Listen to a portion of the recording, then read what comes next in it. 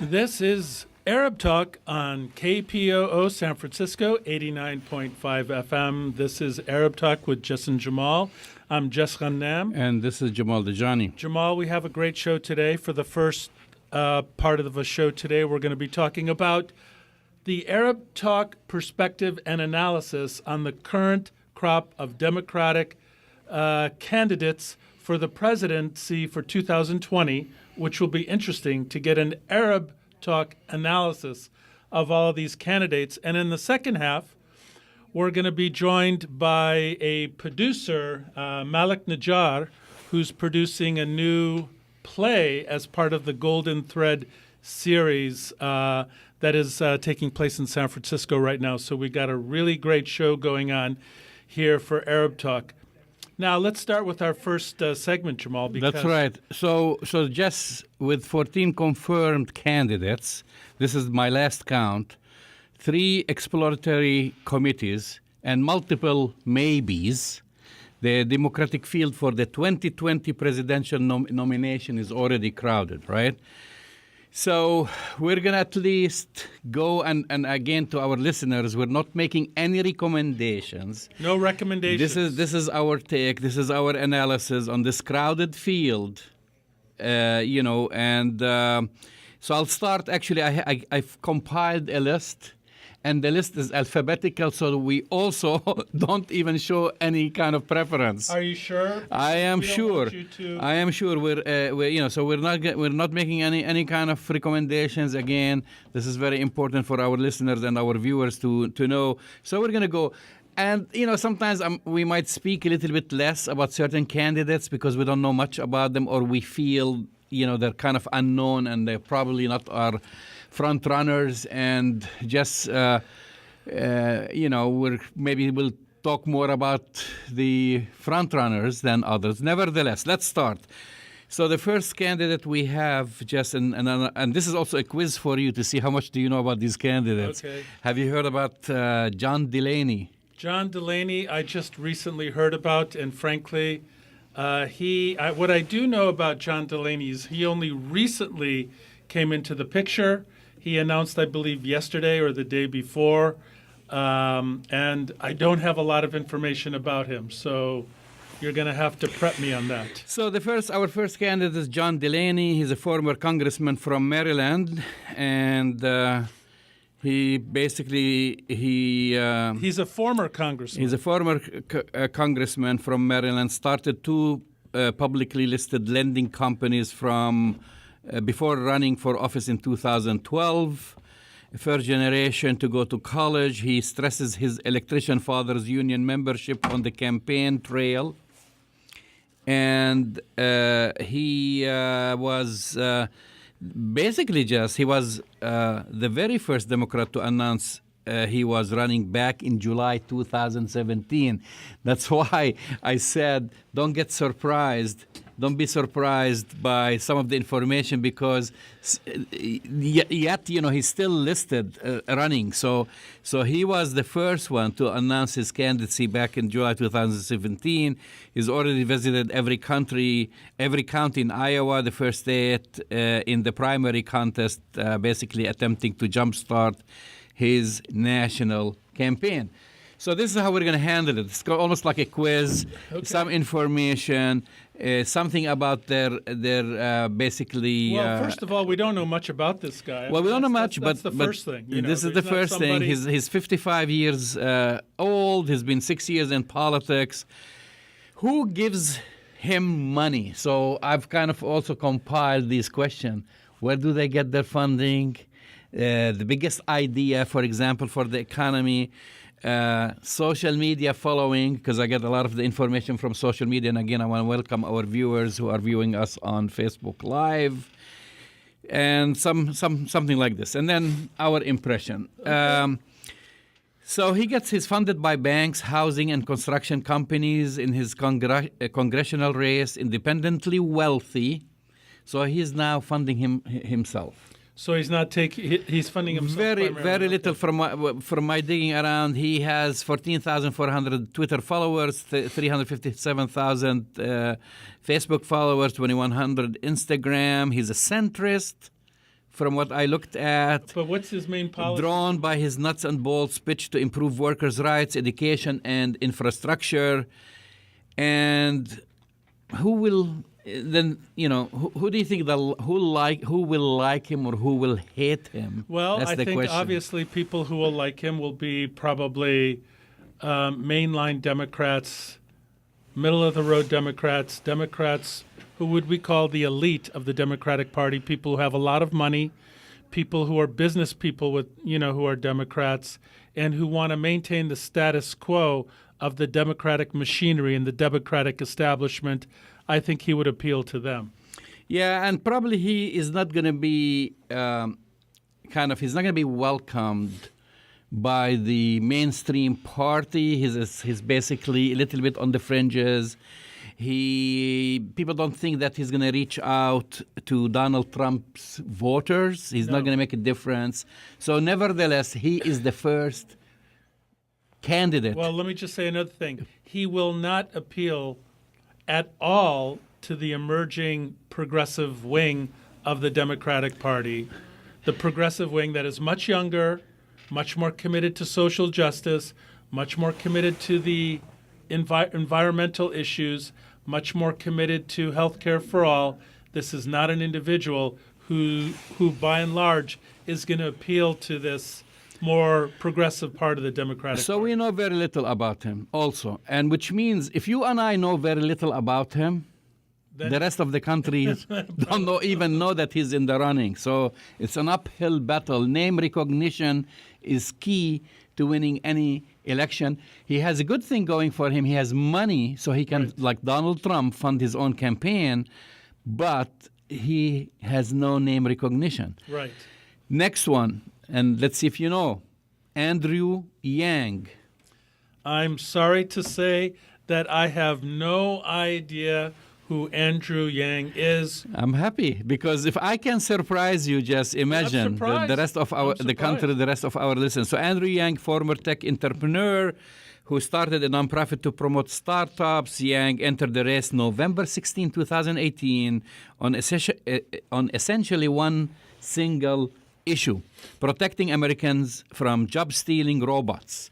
He's the son of Taiwanese. This is his main issue. Main issue. He's the son of Taiwanese immigrants. He sells himself as the opposite of Trump, an ego-free Asian man who likes math.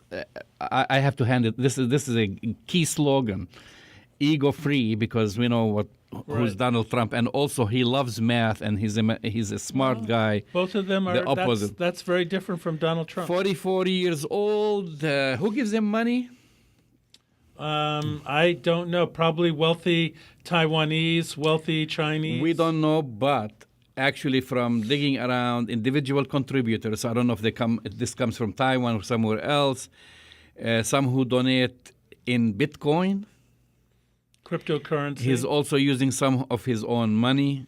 And his biggest idea for the economy, a $1,000 monthly check sent to every American over 18 so they can pay their bills as robots take over jobs. Really, this is his idea. Well, frankly, I feel like there are too many mental health issues for this individual, just based on this being his major platform. It tells me that not only he doesn't have an ego, but that he's not really have his finger on the pulse of what's going on in this country or where the Democratic Party is. So that's great that he's thrown his hat into the ring, but unfortunately has no idea what's going on with the Democrats. Well, he has some fans, Silicon Valley types, because he's basically speaks their language, promoters of Universal Basic Income, UBI. They like him. What else? People who hate him, anyone against higher taxes. Yang wants to fund his UBI proposal through value-added taxes. So when people hear the word taxes, they, again, to me, name recognition. He does not have the name recognition. Less than 1%. He has to spend a lot of money. Nevertheless, he is the second. And again, I want to remind our listeners we're just going alphabetically, not by fame and name and whatever. Third candidate. Yes. Julian Castro. Well, Julian Castro is one of the Castro brothers. He's a former secretary, I believe, of the Commerce under the Obama administration. He has a lot of, I wouldn't say a lot, but has some executive experience. We would put Julian Castro, I believe, in the category of, if you think of the Democratic Party as, mainstream, more progressive, and then slightly more to the middle, we put Julian Castro more toward the progressive side, not 100% progressive, but clearly in the leaning toward progressive camp. He will obviously appeal to the emerging and large Latino communities in the United States, who don't universally, by the way, vote the Democratic Party. So, we need to be clear about that. I believe his immigration stance is probably very strong, and where he's going to be running a lot. He clearly does not been very critical of the Trump administration's immigration policy right now, and I believe he has a pretty strong perspective on the Affordable Care Act and health care for all. So I think, he's got a decent chance. So you have more information about him. He has some name recognition with you.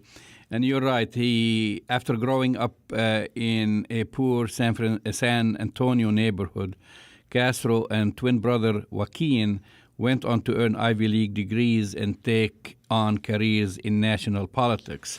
He's a one-time mayor of San Antonio. Castro was U.S. Secretary of Housing, so he knows a lot about housing and urban development under Barack Obama. That experience along with his mother's activism with Latino groups, is a central part of his narrative. So he entered the race on January 12, 2019. He's 44 years of age. Who gives him money? He pledged not to take a dime from political action committees. Well, I think that's so this is something he said. There are no public records about who contributed to his runs for mayor, because San Antonio is only required to keep campaign finance documents for 2 years. The PAC he created to support new Democratic candidates in 2018 election, it's called Opportunity First, has vowed not to take donations from corporate PACs. So this is what we know about him. And who will like this candidate? Probably Democrats looking for a fresh face, Latino voters, free traders. Who will hate him? Probably Democrats dismissive of identity politics, opponents of affirmative action, which Castro supports. Okay. So, but he is a known name. He's a known name. Not huge. Now we're going to move to the kind of bigger names. And this is, again, by chance, just alphabetically. Okay, who's again. next? The next one is our own Senator Kamala Harris in California. Well, with Kamala Harris, Jamal, we know something about Kamala Harris. She is the junior senator from California. She's the former Attorney General of the state of California. She's the former local San Francisco district attorney. Kamala Harris rose to fame after she, became senator for, the largest state in the union. She also rose to fame and received quite a bit of positive reviews during the Kavanaugh hearings, when she was very strong, and some people might say strident, in her questioning of Brett Kavanaugh for the Supreme Court nomination. Kamala Harris, though, this is where we get into some interesting things. She likes to be perceived as a progressive, but when you scratch below the surface, Jamal, Kamala Harris is not really progressive. She's what I would call selectively progressive. Okay, on some issues. You have she's to qualify this, because also I see here some questions. People say, any info on their stance relative to Palestine, or well, that's what I was is going that to say. Too touchy? No, it's not too touchy. It's not too touchy for the show. No, nothing's too touchy for the show. Let's call what it is. Kamala Harris last year, she's claiming to be a progressive. Instead of going to AIPAC and being proud of it, what Kamala Harris did, Jamal, she went to the AIPAC convention, and she went around the side door and gave a private lecture to AIPAC elite.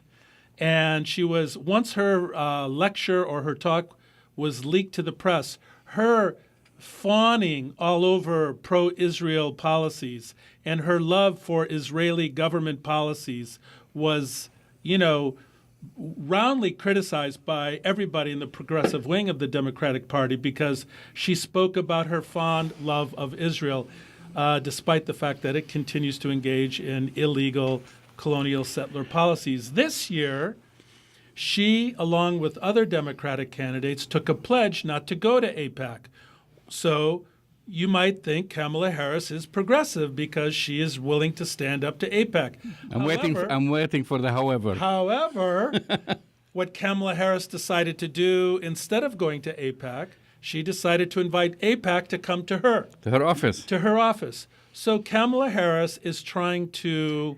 She's trying to be... to have her cake and eat it too? And it's not possible, Kamala, because people are smarter than that. So Kamala Harris, woman of color, father's Afro-Caribbean, mother is from... Child of Jamaican and Indian immigrants. Right. So she can tout her bona fides as being a woman of color. But I think Kamala Harris's biggest problem is going to be that on the critical issues relating to progressive politics in the Democratic Party, she's going to fail. She's taking big money. So she's taking money from big donors who are problematic. And then secondly, her stance in relation to the brutal occupation that Israel engages with, she's down the middle, straight, pro-AIPAC, pro-Israel supporter. So let's look at who gives her money, right? Well, I think she's going to get money from the big donors, Jamal. Well, in the past 5 years, 35% of her campaign funds have come from small donors. 35%? 35%. This is according to the Center for Responsive Politics Analysis of Federal Election Commission data. This is where I got my information. Her top sources of funding include attorneys, because she's an attorney herself, retirees, financiers, and the entertainment industry. This is obvious because she's from California. Her biggest contributors by employer were Warner Media. Well, that's problematic. The University of California. That's problematic. Google parent Alphabet Inc. That's even more problematic. 21st Century Fox and the law firm Venable. Her presidential campaign won't accept donations from corporate PACs. But she's taking money from big corporations, just not their PACs. I mean, she's taken money from, pretty significant corporate donations, just not from their PAC. So what? So her big idea for the economy is the LIFT Act. You've heard of the LIFT Act? Yeah, I'm not convinced. A working and middle class tax cut akin to the earned income tax credit that she says will provide up to $500 a month to families. To pay for it, she wants to reverse Trump's 2017 tax cuts for corporations and the wealthy. So corporations and wealthy people will not like her. We know that. So she has a big following, big name recognition. She's she's huge, right? Kamala Harris is a big name. She actually polls third, Jamal. Yeah, she does, but still, she's a huge name. She's a senator from California. She rose within kind of the ranks, I would say, fairly quickly. Huge Twitter following, 2.37 million people following her on Twitter, 1.22 million on Facebook, and 1.5 on Instagram. So who will like her? I would say fans of Obama. Will progressive practice? I don't think so. You don't think so? No. I think she's disingenuous when it comes to real progressive issues. I think there's a real chance that she's going to get called out on some of these progressive issues. I would say... Well, I'll put this under the category because the next question would be people who will hate her are progressives who thought Obama was a sellout, particularly those who question her mixed record on reforming the justice system, and then others in that case, this game playing, I'm going to go speak to AIPAC once, to go to the AIPAC convention without any cameras and whatever behind the scene, and then the next time say, I'm not going to go as a candidate. I refuse to go But speak at AIPAC. I'm going to bring them to my office. But I'll bring them to my office and have a photo up and post it on my Twitter and Facebook pages. Yeah, that's why I think Kamala Harris is going to have some problems, Jamal. I am not convinced that Kamala Harris, I think you remember that when we were first talking about this a number of months ago, I predicted, one of my New Year's predictions was, I predicted that the Democratic ticket for 2020 would be Biden and Harris. So It could still be. That was many, many months ago. Even though that's still a possibility, I believe that the stock value, so to speak, the political stock value for both Harris and Biden has taken a hit since my original prediction. Okay, so the next candidate is Cory Booker. Well, Cory Booker is very interesting. He is former mayor of Newark, New Jersey, likes to carry himself as a real progressive, is the junior senator from New Jersey now, made a name for himself also during the Kavanaugh hearings, likes to see himself as a man of the people, African American, very strong on progressive politics. And I believe he is also one of the candidates who took the pledge not to go to AIPAC. However, there's always a however, he's still a big supporter of Israel. He just decided not to go to AIPAC. So again, in terms of the progressive side of the Democratic Party, it's unclear whether or not his stock with the truly progressive side of the Democratic Party will be that great, to be honest. Yeah, he also has some name recognition. He does. He's a Rhodes Scholar and Yale Law graduate who gained celebrity politician status thanks to his early use of social media. He's been active on social media. But at the same time, this U.S. senator from New Jersey has been criticized for being close to wealthy elites and for media-friendly stunts. That's kind of like his reputation. Well, Jamal, he is very friendly towards Wall Street and very friendly towards Wall Street bankers and banking institutions.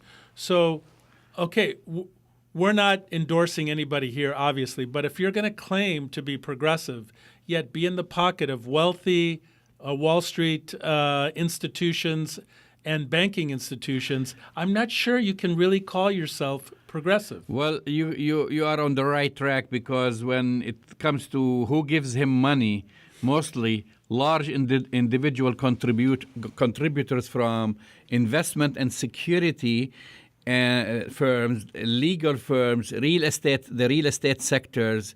Deep-pocketed Democratic donors set up a super PAC for Booker before he even entered the race. So he's well-funded. His biggest idea for the economy is a baby bond program that would give every child a U.S. Treasury bond at birth with a larger amount for poorer kids. He would also propose guaranteeing a $15 minimum wage job in 5 test areas. I mean, it's not a big deal in California because $15 is still low. It's still low. But that's really weak. That's really weak. And again, I think one of the two problems with Cory Booker in relation to the progressive wing is that his stance on Israel is not progressive by any stretch of the imagination. And you could make the argument that he's still in bed with Wall Street elites and the elites of the Democratic Party. So Cory Booker, I'm not so sure. We'll see what happens. I mean, if I had to give, and we haven't done this with all the candidates, if I would give like a genuineness assessment of each of these candidates, Cory Booker doesn't always come across as totally genuine. He comes across as a bit too earnest at times, but he's very popular, by the way. He's African American also. He has a huge Twitter following, 4.18 million people. Right. Facebook over 1.25 million. And he is, I think people like his optimistic message. They think that he is a big contrast to Trump's negativity. That's how they view him. So This is how We'll he's see. been evaluated. We'll see. All right, moving forward, guys. Tulsi Gabbard. Okay, Tulsi Gabbard is kind of interesting. Tulsi Gabbard is a congresswoman from Florida. I mean, Hawaii. I'm sorry. Clearly on the spectrum of the Democratic Party, from progressive to, traditional Democrat, big, deep pocket money Democrats. She's on the side of the progressive wing of things. She's, health care for all, high minimum wage. Her progressive politics rival that of Ilhan Omar and Rashida Tlaib. She is very strong on the question of Palestine, has been criticized for it, definitely not going to AIPAC. The downside for Tulsi Gabbard, I'm not sure she has great name recognition at this point, but she's a solid in terms of her progressive bona fides. Well, she has criticism, we should add, because of a controversy that she met with Syrian leader Bashar al-Assad, right, and sided with Russian President Vladimir Putin against Obama on U.S. intervention in Syria. She's against military intervention. Right, she's against military intervention. Those are the big criticisms. Right. However, also she's been to Iraq. She's been part of the military. She speaks about fighting radical Islam. So this is kind of was part of her lingo. But I think she's changed. She doesn't use that now. And who gives her money? Well, I think most of her donors are small donors, I would say. Health professionals, real estate interest groups, most donors are individuals, though her second largest contribution in between 2011 2018 came from the National Automobile Dealers Association, PAC. That's a little strange. I don't know what to make. This is, I don't know what to make of that. And her big ideas: cut taxes on small businesses and farmers, raise them on corporations, lower military spending by ending regime change wars and reducing the acquisition of nuclear weapons. Okay, so she's on the progressive side of things. Okay, that's Tulsi Gabbard. Next, Elizabeth Warren. Well, Elizabeth Warren, wow. Elizabeth Warren has really excellent name recognition, as we know. She is probably, Jamal, when you look at the standard bearers of the progressive wing of the Democratic Party, you think of two people primarily. You think of Elizabeth Warren and Bernie Sanders. Elizabeth Warren, very strong on economic policy, very strong on social justice issues, did not go to AIPAC, was one of those individuals who decided that she would not go to AIPAC. And more importantly, recently, within the last couple of weeks, it's been very interesting, she has refused to take any money from any big corporate PACs or any large, PAC that's out there. She's focusing her attention on small dollar donations, and as a result, her finance chairman decided to quit because she was refusing to meet with deep pocket big donors of the Democratic Party. Well, she's promising to restore the U.S. to a place where people can succeed if they work hard and play by the rules, by holding billionaires and big corporations accountable. Yeah. And so now let's look at who gives her money. The education industry. But mostly small donors. Women's PACs are behind her. Yeah. And the legal profession. In the past, she was supported by the legal profession. I don't think anymore. And she's pledged, you're right, she's pledged to take no money from billionaires or billionaire PACs in 2020. That's her pledge. Her biggest idea for the economy, a wealth tax of 2% on net worth over $50 million right, and 3% over $1 billion, designed to raise $2.75 trillion over a decade. She has the name recognition.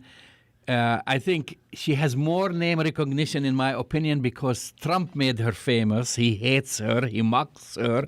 Right. And I don't know, even with this negativity that he brings, it's good for her. It's good for her because it brought her kind of under the spotlight for many Americans. Now, how many more people do you have on the list? We're going to go. I know it's getting, Amy Klobuchar. Okay, Amy Klobuchar is... Klobuchar, sorry. That's okay. Sorry, Amy. Sorry. Amy Klobuchar is a senator from... I'm from the Midwest. I should know this. It's either Wisconsin or Minnesota. I believe it's Minnesota. Amy Klobuchar is very interesting candidate. An attorney, very well respected, middle of the road Democrat, is trying to do the Kamala Harris thing by playing both sides of the I'm a solid Democrat in the middle, but I'm trying to be progressive. She did go to AIPAC, so she didn't swear off the go to AIPAC. Her politics, Jamal, are very interesting insofar as that she sees herself as a moderate Democrat. Her claim to fame also was her very expert questioning of Brett Kavanaugh during the Supreme Court nomination hearings in the Senate. She has good name recognition. She is perceived as being a tough person. In fact, some of her former campaign staffers said that, when they left or were fired, that she's too harsh of a leader. So, Amy Klobuchar is, I would put her clearly away from the progressive wing, but... So you think she's a centrist? I think she's 100% a centrist. She gets money from law firms and the food and dairy industry. She has pledged not to get dark money. What's dark money? Out of politics, and said that she won't take corporate PAC money for the 2020 race. Her biggest idea for the economy: new measures to make it easier for small and mid-sized U.S. businesses to export goods worldwide. And so I don't know about her. I don't know a lot about her. I've watched her speak a few times. You're right. She's a senator from Minnesota, and she still has, I think, a lot of work for more name recognition. The rest of the country, they don't know much about her. Next, big name, Bernie Sanders. Okay, let me talk about the burn. Feel the burn, Jamal. This is not an endorsement of Bernie Sanders. Bernie Sanders... Well, when you say it this way, it sounds like an endorsement, and we said to our listeners 100%. And viewers, it's not an endorsement. Not an endorsement. Okay. I said feel the burn only because that's the bumper sticker that you see all over the Bay Area. That's the support slogan for Bernie Sanders. Bernie Sanders is the definition of progressive politics and the definition of progressive Democratic wing. He's an independent, but for running for president, he has to run as a Democrat. He's health care for all. He's no wars. Ironically, Bernie Sanders he doesn't go to AIPAC. He's very critical of the Israeli government. He's very critical. He is probably, on the question of Palestine, among the Democrats running for president, he could ironically be the strongest person in terms of the question of Palestine and peace in the Middle East. Bernie Sanders also has raised the most money so far of all of the Democrats. I have to say 75% of his campaign funds have come from small donors in amounts of less than $200. He has the largest Twitter following, doesn't he? So this is of all the candidates? I don't know if he has a large Twitter. Let me see if it's the largest. Yeah, it could be the largest. He has 8.1 million on Twitter. Of the Democratic Facebook, 7.5 million. Instagram, 2.9 million. I mean, he has a lot of following, a lot of support, even for his age, which we should say, and this is the wrong way of thinking. Way of thinking. Age 77, he's very popular with the age group 18 to 25. Absolutely. So that shows you something very strong and very positive. So we're gonna pick up this conversation, Jess, next week, and I have to say, because we have to be fair, so next week we have to, there are candidates that many of people who have not heard. Buttigieg. Jay Inslee. Yeah. Buttigieg. Yes. Beto. Actually, he is not declared yet. He will. Beto O'Rourke. John Hickenlooper. And, of course, Beto O'Rourke is very kind of like has a lot of name recognition, very Joe popular. Biden. Kristen Gillibrand. Gillibrand. Wayne Messam. So people don't know about that name, but he's actually in the running. When you mentioned Pete Buttigieg, he has an exploratory committee supposed to announce something this week. And then you have Marianne Williamson, and Well, we'll get to Joe all of Biden, by the way, is considering. So he's in the considering. So we're going to take a short musical. No, actually, we're not. We don't have time to take a short break. We have to go to our next guest. We're going to go to our next guest, which you will introduce. So we are going to go to our next guest, ladies and gentlemen. Again, this is Arab Talk on KPOO San Francisco. And we're broadcasting live right here on 89.5 FM in San Francisco. We're also on Facebook Live. And we have a lot Jamal, to talk about, so we're going to our next guest in the studio now in the house.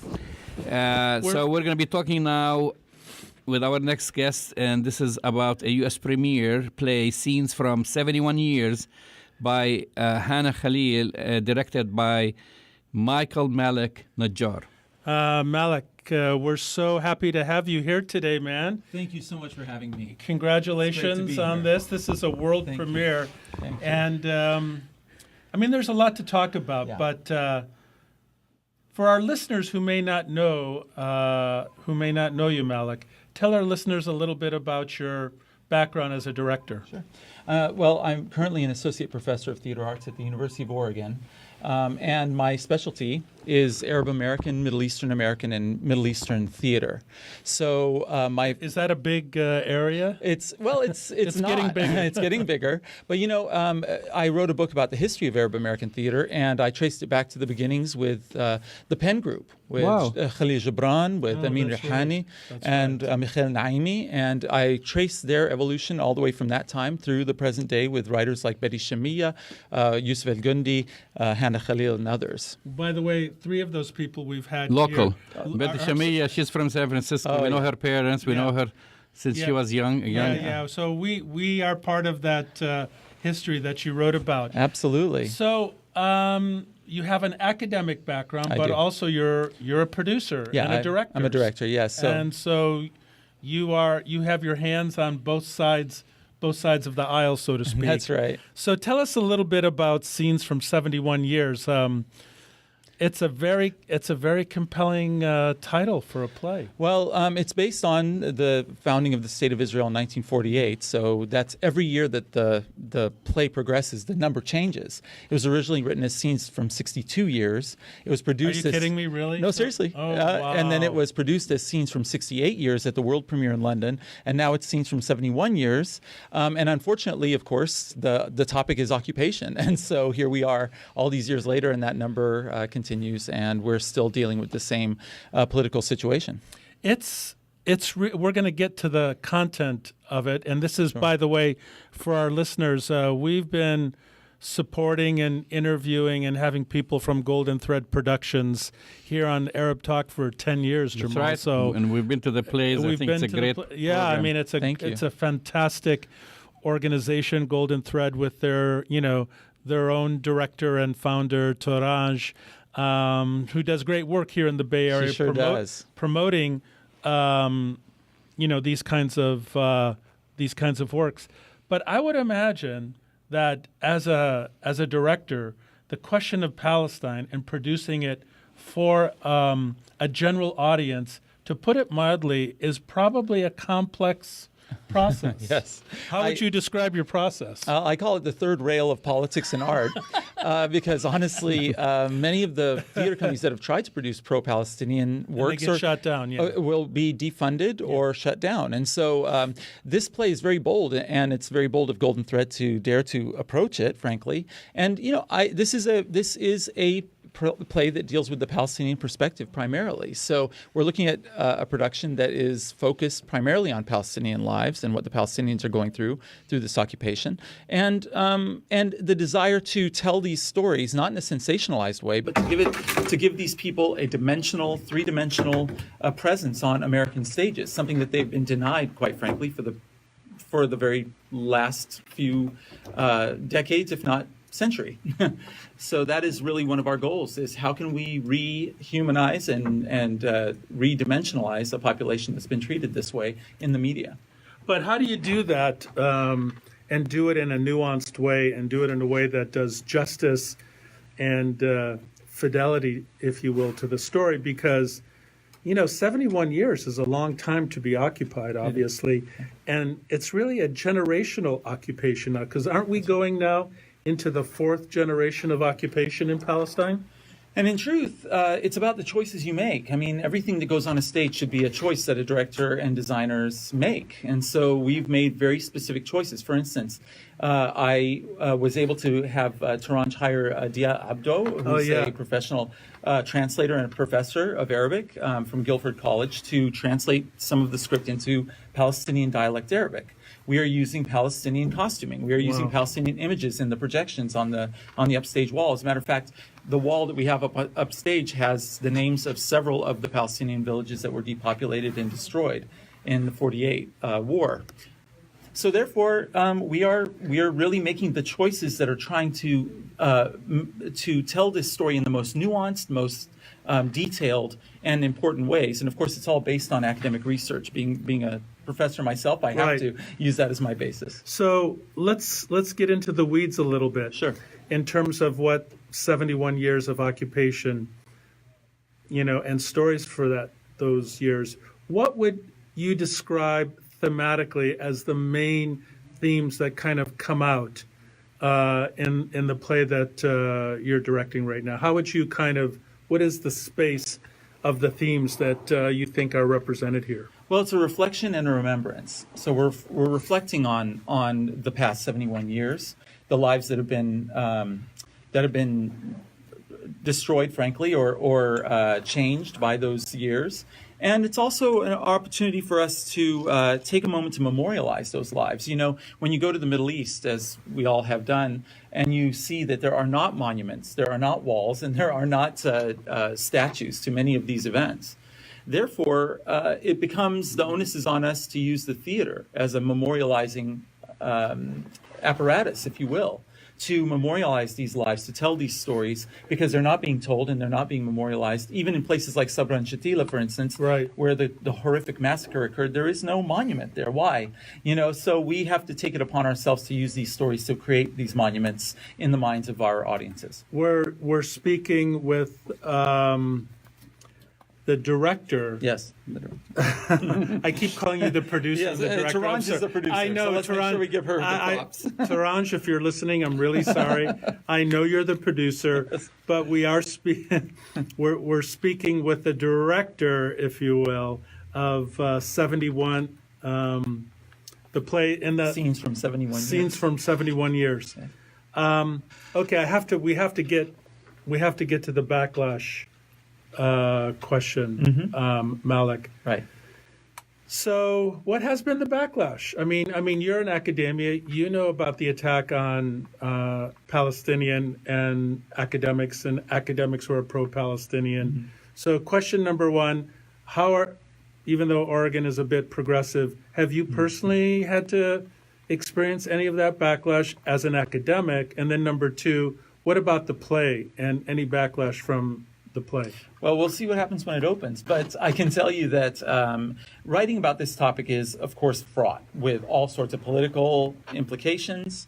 The point is, though, that through the different publications that we've created, for instance, I published 6 plays from the Israeli-Palestinian conflict, which was co-curated with Jamil Khoury out of Silk Road Rising in Chicago. And it's interesting. You'll find people that are very open-minded. When we had the stage reading series, we had a lot of people who were Arab or Jewish or otherwise, and they would come and they would actually sit through the plays. I was expecting people to stand up and shout and leave. That's what I would expect. They stayed through the plays. They stayed to have respectful discussions afterwards. I think that there is a hunger for this kind of nuanced dialogue because the news is giving us nothing but there's no nuance in the news. There is no nuance in the news, unfortunately. So programs like your own and others have got to be there to create the nuances, or else audiences will be misled by the things that they're seeing, because the news, of course, is sensationalized in this, especially in this context. That's right. So we should talk a little bit about where people can watch the play. It's coming up April 5th. Yes, right? We have our previews April 5th, 6th, and 7th, and we open on the 8th. And we close on the 8th of May. So April from April 5th to May 5th, yes, at the Potrero stage, which is 1695 18th Street in San Francisco. Yes, in Potrero Hill.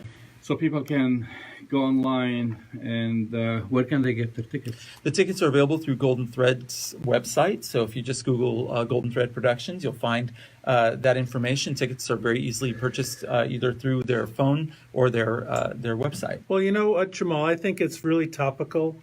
I mean, the fact that Malek is doing this production now at this historical moment, given the historical context of where we're in right now, where people are able to say things like Palestine doesn't even exist. We had that councilman from Brooklyn who said recently that Palestine does not even exist. And so Yes. and of course the rhetoric from the White House and the Trump administration. Yes. It would be understatement to say that it's been not just anti-Palestinian, but dismissive of the existence of Palestine. Yes. So the timing of you doing this is pretty remarkable that this is coming out now. It's very important. I mean, how can we go on this? How can this situation go on? This untenable situation of what's happening in Gaza, what's going on in the West Bank, the fact that we have unilateral declarations that certain parts of the world are given away freely to other people and I other think countries. you're speaking of the Golan Heights right now. Yes, specifically, but I don't doubt that in the coming years a similar thing could happen with the West Bank as well. It's already in the plan. It's already in the plans, as many of us know who study this region. So therefore, if we don't have these artistic works now, and if we don't try artistic, educational, and otherwise, we, I think, are missing an opportunity because 1 year will pass, 2 years will pass, decades will pass, and centuries will pass.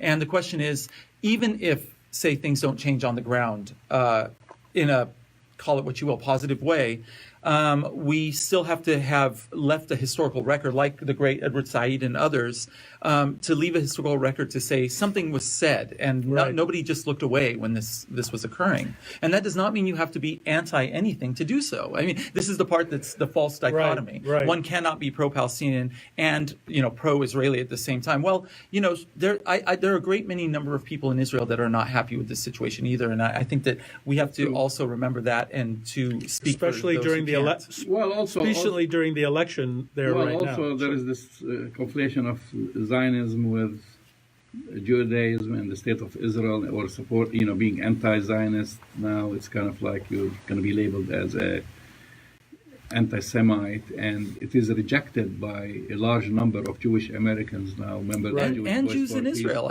I know Yeah. playwrights in Israel that I speak to, and they tell me the same thing. They say this, we here are not happy with what's happening. We're not happy with the nation state law. We are not happy with this. There's a law now that is basically telling Israeli artists that if you do anything, quote unquote, anti-state, your funding will be cut. I mean, these are untenable positions that I think Israelis themselves are finding, and people are speaking out about all over the world.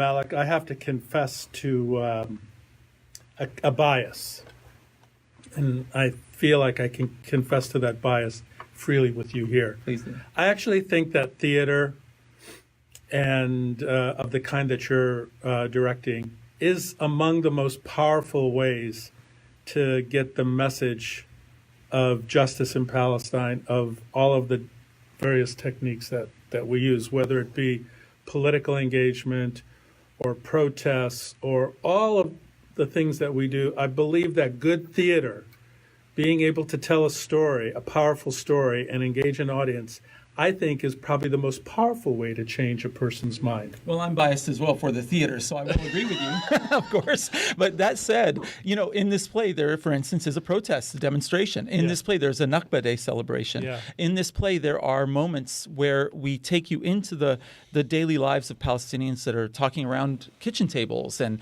these are the stories that I think have to be told. And I think theater has a very unique way of telling it. It's a very indirect power. It's not very direct, but hopefully that indirect powerful. power changes things, changes hearts and minds. We're speaking with Malek Najjar. Malek is the director. Sorry, Toranj, I know you're the producer. We're speaking with Malek Najjar, who's the director of the world premiere, Bay Area US premiere. U.S. premiere Yes. of Scenes from 71 Years, which is going to be premiering under the direction and auspices of Golden Thread. When is opening night? Opening night is the 8th, so it's coming up in a few days. Well, We're in it's tech right now. It's this Sunday, isn't it? Monday, as a matter of Monday fact, is yes. opening But night. we have previews the next 3 days, the 5th, 6th, and 7th. Scenes from 71 years, an epic snapshot of Palestinian Epic is life right. under occupation, a picnic interrupted by soldiers, never-ending lines, sunbathing in the shadow of a tank. Palestinian-Irish playwright Hannah Khalil draws from stories of family and friends to reveal the real human story, the dreams, comedy, sadness, and frustrations of daily life in the shadow of the separation wall, which I actually call it the apartheid wall. The cast includes members of the Bay Area Palestinian community. So Yeah, who's in it? Oh, we have Afif and Nida are in it. They are wonderful members of our community, our theatrical community. They're also incredible people who do great advocacy work for Palestine, and they have been so instrumental in helping us get the details right. You know, every once in a while, Nida will turn to me and she'll say, you know, Malek, he should be wearing a black and white keffiyeh, not a red and white keffiyeh. Okay, great. Or, you know, how do we pronounce that word? We had a 20-minute discussion about the word picnic in Arabic. I mean, it was all these wonderful nuances, and Afif himself. Plays an elderly Palestinian man on Nakba Day, recounting what happened in the Nakba. So these are the moments that hopefully we are really getting right, and we want the Palestinian community to say, "Hey, that's my story on stage. That is me on stage." That would be our greatest accomplishment. Professor Malek Najjar. That's the voice of Professor Malek Najjar, director from Scenes from 71 Years. The U.S. premiere of Scenes from 71 Years from Hannah Khalil. Does Hannah know about? Not only does she know, she actually was kind enough to send us a Skype recording, giving us great words of encouragement going forward. And she can't be here because she's working with these two small companies in England called the Royal Shakespeare Company, and another one in Scotland called the National Theatre of Scotland. She's writing plays for them, so we feel bad for her having to do these small projects. But you know. She's giving up the royal. She should give up. No, I'm just kidding. I personally would think that we should be there, but that's okay. Golden Thread Theater, Royal Shakespeare Theater. But Malek, we're very happy to have you here. We want to encourage our listeners to go to the Golden Thread website. You can buy tickets online. You can get them from your phone. Right. I do not recommend the Arab style of just showing up. Yeah. Last minute. Don't wait till the last minute. Yeah. This is going to be a fantastic production, and bring your friends, bring your neighbors. Do. This is an opportunity. And you have a whole. I mean, which is nice. Some of these plays they come and go like 1 week. You have plenty of time. We do. We have a long run, and hopefully over that run you're going to see that play develop. So maybe if you liked it the first time you saw it early on, come back and see how it's changed over the weeks after the discussions and the different input that we receive. Thanks so much for joining us today, Malek. Thank you. Good luck with the play. It's a pleasure to be here. Thank you for listening to Arab Talk. You've been listening to Jess and Jamal on Arab Talk. This is KPOO 89.5 FM. We're streaming live on Facebook Live to how many hundreds of thousands of people? We don't know. But you can follow us on our website, ArabTalkRadio.com, SoundCloud, Jamal Dajani 2 on Facebook Live. What else, Jamal? Where else can they get us? Just go to ArabTalkRadio.com and you'll get all the links. Right. We're on iTunes. We're everywhere. SoundCloud. And, of course, you could catch us right here in the Bay Area. We'll see you next week. Thanks for joining us.